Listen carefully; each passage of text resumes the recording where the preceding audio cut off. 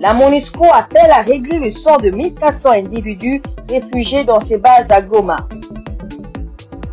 La chef de la MONUSCO, Bintou Keïta, a appelé vendredi 21 février à trouver une solution d'urgence pour les transferts en toute sécurité des personnes ayant trouvé refuge dans les bases de la mission à Goma, la capitale provinciale du Nord Kivu, tombée sous le contrôle des rebelles du M23.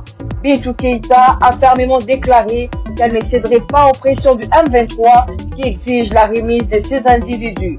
La situation actuelle est cependant intenable en raison du nombre considérable de personnes sous notre protection, a toutefois reconnu la haute responsable.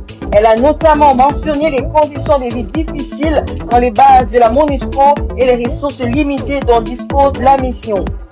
Madame Keïta a par conséquent appelé à trouver de toute urgence une solution sûre, digne et soutenue par la communauté internationale pour transférer les personnes actuellement dans les bases de la MONUSCO vers un lieu sécurisé dans le plein respect de leurs droits et de leur libre arbitre.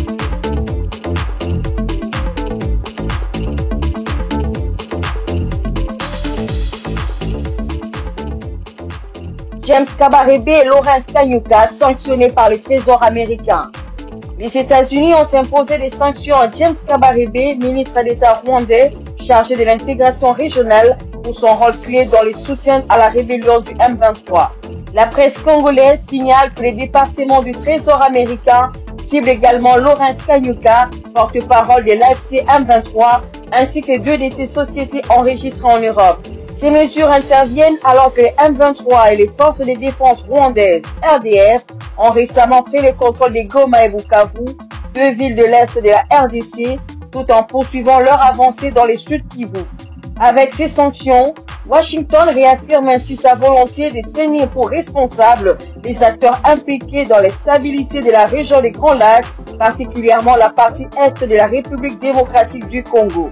James Kabarebe est désigné comme responsable au fond puisse s'engager directement ou indirectement dans des actions ou des politiques qui menacent la paix, la sécurité ou la stabilité de la RDC. À la suite de l'action de Washington, tous les biens et intérêts des personnes désignées qui se trouvent aux États-Unis ou en possession ou sous le contrôle de personnes américaines sont bloqués. Les sous-secrétaires par intérim du Trésor américain chargé du terrorisme et du renseignement financier Bradley Smith a déclaré: les États-Unis restent déterminés à garantir une solution pacifique du conflit dans l'Est de la RDC.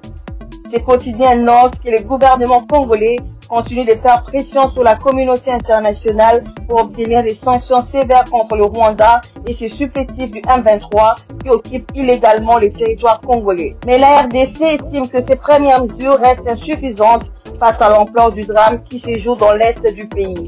Car pendant ce temps, les conseils de sécurité de l'ONU peinent à dépasser le stade de déclaration.